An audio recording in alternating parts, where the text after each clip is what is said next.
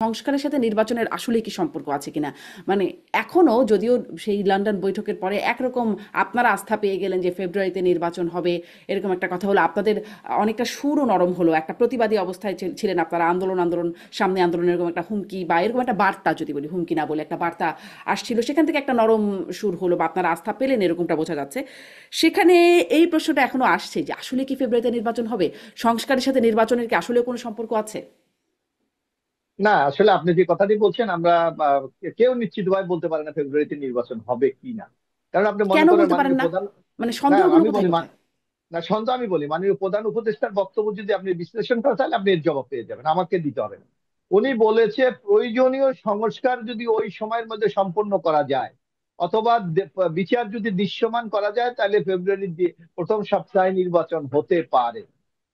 এখানেও কিন্তু কিন্তু হতে পারে একটা সম্ভাব্যতা বলার কথা বলা হয়েছে। সুতরাং ফেব্রুয়ারিতে নির্বাচন হবে এমন কোনো কথা কিন্তু এখন আমরা স্পষ্ট ভাষায় বলতে পারি না। তবে তাহলে আমরা আপনারা বিএনপি যৌথ আশা করি। বিবৃতিতে সন্তুষ্ট বলে দিলেন কেন? না না, আমরা কি বল শোনেন, বাংলাদেশে এখন এখানে তুষার ভাই আছে, বা আপনি আমেরিকাতে থাকেন, বাংলাদেশের যে কোনো মানুষের কাছে জিজ্ঞেস করেন যে বাংলাদেশের সবচেয়ে বড় রাজনৈতিক দল কোনটি, এক জবাব বিএনপি।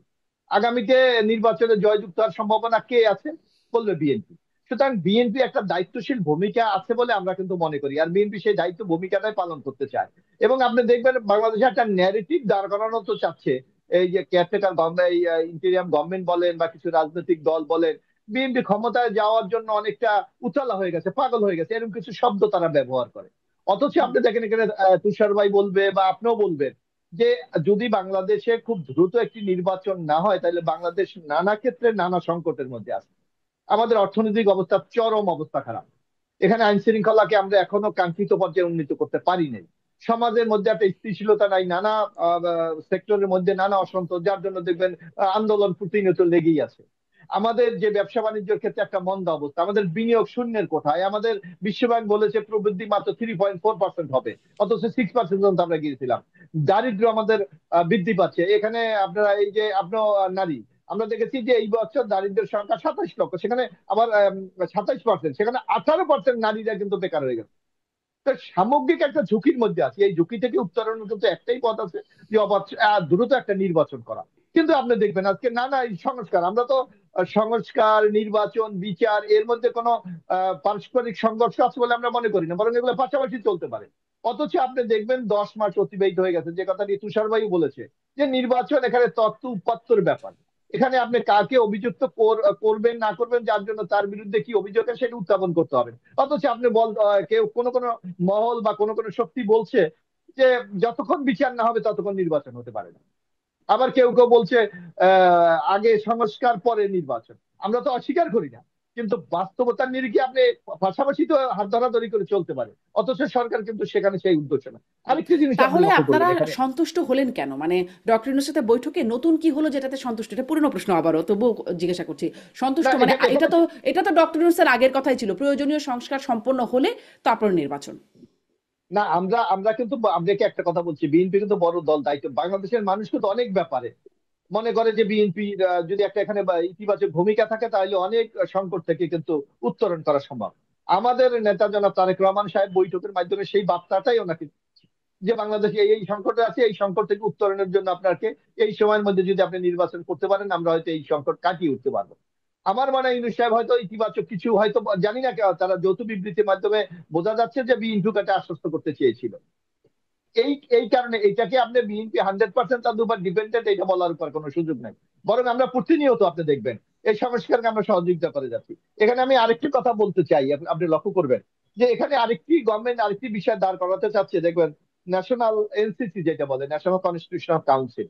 এখন আমরা পার্লামেন্ট রিফর্ম অফ গভর্নমেন্টে বিশ্বাস করি, সংসদ সকল কিছুর উৎস ক্ষমতার। সেখানে জাতীয় সংসদ এবং ন্যাশনাল কনস্টিটিউশন, এই দুটাকে কি আপনি প্যারালাল দাঁড় করাতে চাচ্ছেন? এই প্রশ্ন কিন্তু আজকে উত্থাপিত হচ্ছে। সুতরাং এই সকল প্রশ্ন উত্থাপন করে আমরা মনে করি যে নির্বাচনটাকে একটা পিছাতে চায়। এবং এই উপদেষ্টা মন্ডলীর এমন কিছু সদস্য আছে যারা কখনো হয়তো ক্ষমতার ছিলেন না, তারা ক্ষমতার স্বাদটা পেয়ে দীর্ঘদিন তারা ক্ষমতায় থাকতে চায়, এই ধরনের কথাবার্তা বলে। কেউ কেউ বলে যে জনগণ আমাদেরকে 5 বছর দেখতে চায়। কেউ কেউ বলে আমরা এই সংস্কার না করে নির্বাচন দেওয়া যায় না। সুতরাং এই সকল কথার মধ্যে বোঝা যায় যে তারা তাদের যে মূল দায়িত্ব, যে একটা অবাধ সুস্থ নিরপেক্ষ নির্বাচন দিয়ে তারা বিদায় নেওয়া, সেই জায়গায় তারা অনেক ক্ষেত্রে নিজেরাই জি প্রতিবন্ধকতা তৈরি করছে। জি এখানে জনাব তৃতীয় মোশাররফ হোসেন, সফিকে আমাকে একটু এতটুকু জায়গায় স্পষ্ট করবেন যে তাহলে আসলে পার্থক্য কি হলো? ডক্টর ইউনূস তারেক রহমানের লন্ডন বৈঠকের আগের পরিস্থিতি আর পরের পরিস্থিতির মধ্যে পার্থক্য কি হলো? আপনারা মানে কেন এখন ইতিবাচক হয়ে গেলেন? এর আগে ততটা ছিলেন না, বা এর আগে একটা একরকম আন্দোলনের জায়গা যাবার একটা বার্তা ছিল। কি পরিবর্তনটা হলো যে আপনাদের মধ্যেই পজিটিভ বা ইতিবাচক আপনি বলছেন সেটি বার্তা দেওয়ার প্রয়োজন হলো বা দিলেন? না, এটা শারমিন, আপনি নিশ্চয় লক্ষ্য করবেন যে একটা ইতিবাচক ঘটনা হয়েছে, কিন্তু সেটা হলো বাংলাদেশের মানুষের মাঝে একটা স্বস্তি ফিরে এসেছে। যে এখানে একটা কারণ আপনারা পারস্পরিক বলেছেন সন্তুষ্ট, তাই স্বস্তি ফিরেছে। যদি আপনারা বলতেন অসন্তুষ্ট তাহলে তো ফিরতো না। সেটা তো এটা স্বাভাবিক, এটা কিন্তু অস্বীকার করার এই কিন্তু জন্যই আপনার কোনো প্রশ্ন, সুযোগ সন্তুষ্ট নাই। কেন হলেন? আর আমরা আশ্বস্ত হতে চাই, কারণ এখন আপনি দেখবেন যে এই ইন্টিরিয়াম গভর্নমেন্টকে আমরা একটা সহযোগিতা করতে চাই। আমরা প্রথম থেকে আমরা বলেছি, আমাদের নেতা তারেক রহমান বলেছে ইউনূস সাহেবকে কিন্তু ব্যর্থ হতে দেওয়া যায় না। যার কারণে আমরা কিন্তু সর্বত্র সহযোগিতা করে যাচ্ছি। আপনি দেখেন যে বিএনপি বড় দল হওয়া সত্ত্বেও সারা বাংলাদেশে আমাদের কোন নেতা কর্মী সমর্থকদের বিরুদ্ধে যদি আমরা কোনো অভিযোগ পাই, ইতিমধ্যে তাদের বিরুদ্ধে শাস্তিমূলক ব্যবস্থা গ্রহণ করা হচ্ছে। অর্থাৎ সামগ্রিকভাবে বিএনপি একটি বড় রাজনৈতিক হিসাবে যে দায়িত্বটা আছে, সেইটা দায়িত্ব পালন করে জনগণের কাছে একটা ইতিবাচক বার্তা বিএনপি দিতে চায়।